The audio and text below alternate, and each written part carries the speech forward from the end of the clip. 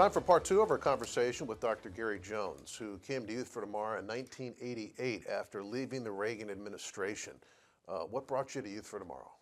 Frankly, as you have a chance to reflect back, it was the Lord.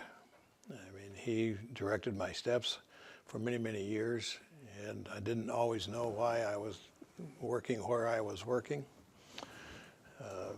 be it in education or politics.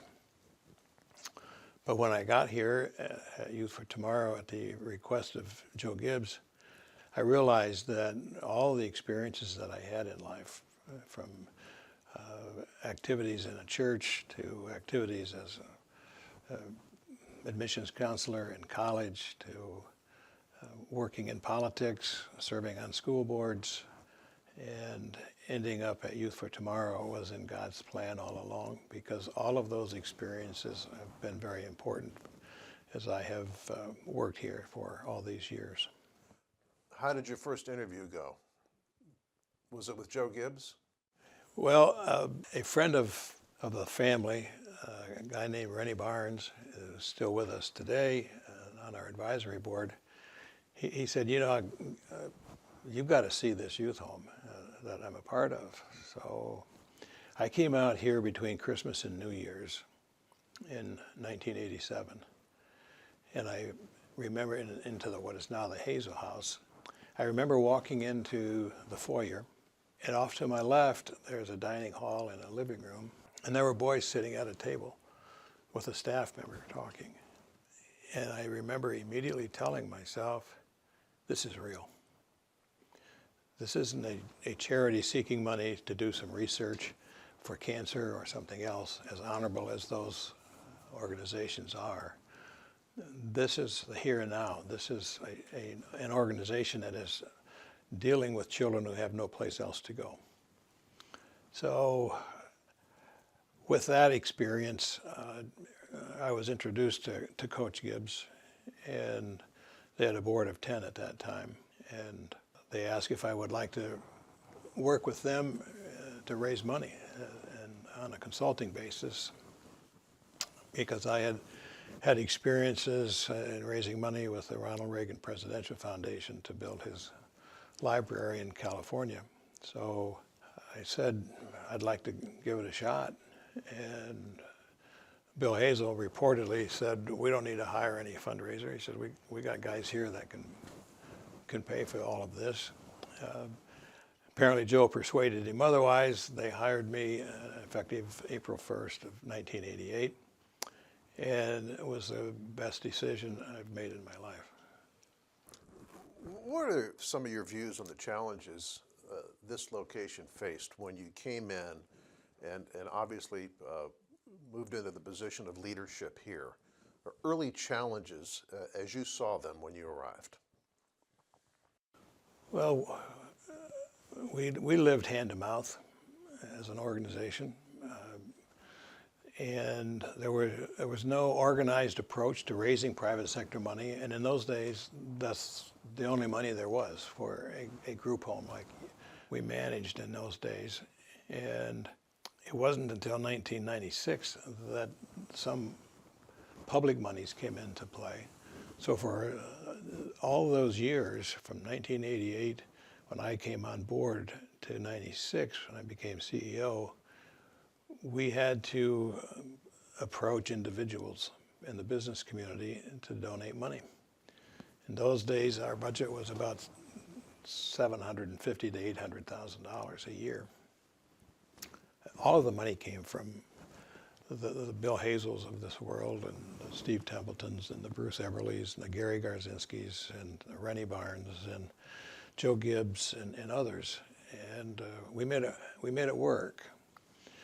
And even when we decided to seek public funding, which was normal in those days in Virginia by 1997 and 98, the state created a funding approach in social services for children who were in need of placement outside the home. But the challenge was surviving every year, absolute survival financially. And frankly, we didn't balance our budget from 1988 until 1997. We operated in the red all of those years. At that point, and now you're CEO by that point, did you see some momentum beginning to build? You talked about some of the funds that were coming in and how the evolution of the funding of Youth for Tomorrow took place in the 90s. When did you say, okay, I'll put my foot on the gas a little bit here and let's see how we can grow Youth for Tomorrow? Well, when I became CEO in February 12th of 1996, I drove on this campus and the Lord had to put this vision in my mind, but I envisioned a small college campus setup, and we're getting there. We now have 11 homes on campus with a chapel and a school. What were some of your strategies in terms of physical plant growth as we move into the 2000s? The Mommy and Me program, for instance, some of the other construction that has been taking place here. Take us from late 1990s to late 2000s, where this physical plant saw a pretty significant expansion. Well, Joe and the first board of trustees always wanted to have a gymnasium, because the only gymnasium that we had, so-called, in those days was an outdoor basketball court, which is where we held our first country fair auction, by the way, just on the basketball court. Everything fit in there. But over the years, we coordinated our funding resources with the vision that we had for what Youth for Tomorrow could become. And we've been good listeners, I think, Larry, and it's very important that we know that there are several people that have contributed in partnership with us as to get us to where we are today. But there were thoughts of how do we survive? By the summer of 1996, when I was first CEO, we had 10 boys here. And we started with 4 in 86, and in the summer of 96 we had 10.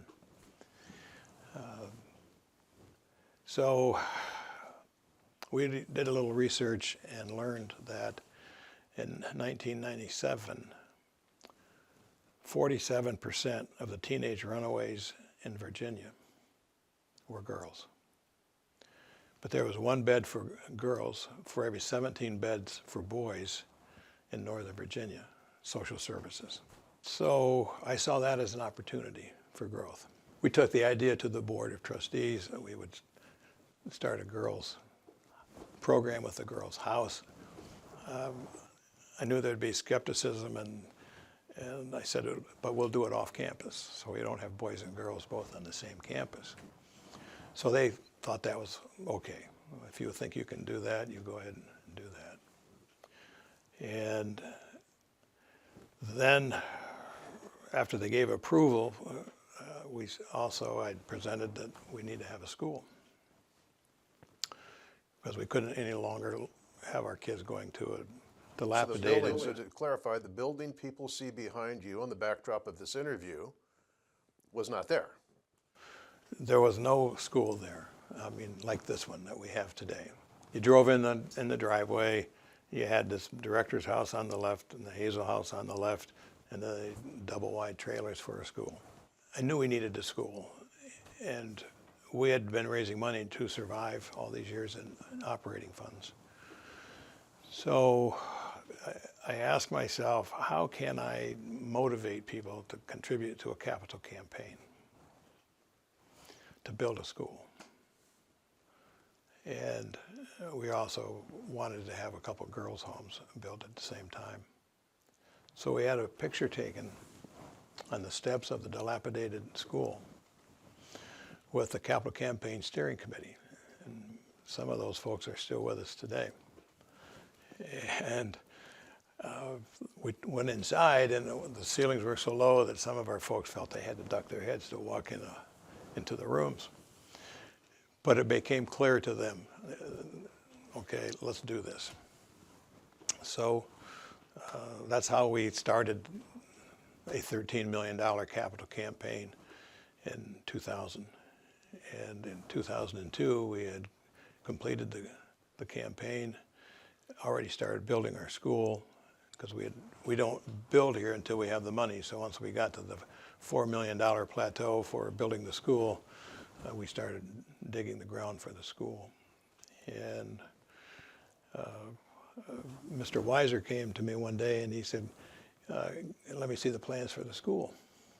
I said, here they are, proudly. You know, we got architectural plans for the school. He says, well, Gary, what's this over here? And I said, that's the wing for the boys going to school. And what's this? I said, this is the center wing to the school where the principal's office will be, and the dining hall, gymnasium. And he said, well, where are the girls going to go to school? I said, off campus, I think. He says, Gary, he pounds his finger on the table gently. He said, if we're going to have girls here, we got to have a girls' school right on this side of the center wing of the school. And the day I see that you're digging a ground for the school, I'll give you $1 million to build the girls' wing. Would that cover it? And I said, that's what the wing costs for boys. It's $1 million. He says, you got my word. I'll provide you with $1 million to build the girls' wing. Thank the Lord, he, as most of all of our people have always been, men and women of their word. He gave us the $1 million. And then he wasn't finished. Then he said, now we got to have some homes for these girls. And he said, now I'll tell you what, I'll build one and see if you can get others to build the other one. I said, I think we can do that. Well, this was in 2001. 9/11. It froze anybody giving money except major philanthropists. And Bob Weiser wanted to know how I was coming on raising the money for the other home. And I explained the circumstances, as he well knew, about 9/11. And he said, that's all right, Gary, I'll build that one too.